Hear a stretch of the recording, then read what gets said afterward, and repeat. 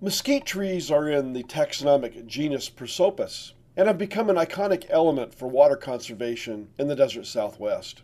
Many different species and hybrids of mesquite dot our landscapes in Phoenix.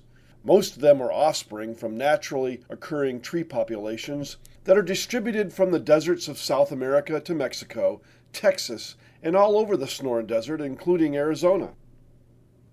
All mature mesquite trees share similar forms and growth habits. The form of mesquite is generally more widespreading than tall. Their open canopies are composed of feathery, fern-like leaves that are uniquely configured to conserve water and not overheat in the hot desert sun. As mesquite trees get older, the grayish to reddish brown bark on their trunks becomes tough, rough, and ragged. Mesquite tree wood is famous for general charcoal cooking, smoking fine meats on a barbecue, or burning for heat. During March and April, mesquite trees grow creamy green catkin flowers. These are later followed by 3 to 5 inch long light brown pods that always seem to fall off the tree all at once in the middle of July. These dried seed pods of mesquite can produce a lot of ground litter. However, these pods are also edible and can provide a valuable and nutritious food source for wildlife and people alike. Mesquite is a tremendously versatile landscape tree. Their lush, dense canopies provide welcome summer shade in desert landscapes, parks, resorts, civic spaces, and naturalized areas.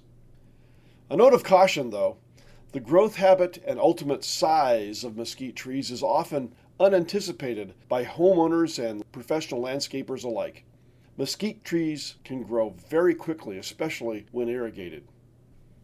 If heavily watered, these vivacious desert trees can ultimately grow to up to 40 feet tall with a lateral spread of up to 80 feet.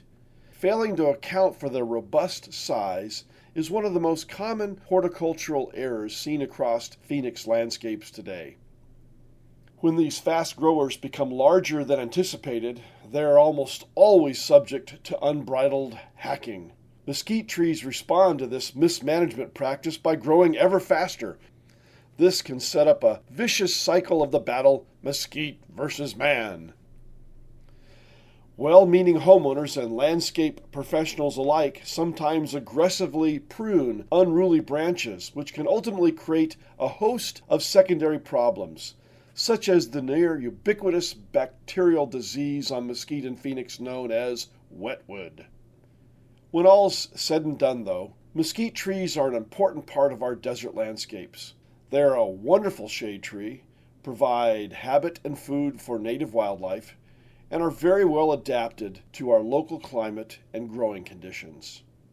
So remember, whenever planting a mesquite tree in a Phoenix landscape, always evaluate whether the planned space can accommodate the mature size of this fast-growing tree.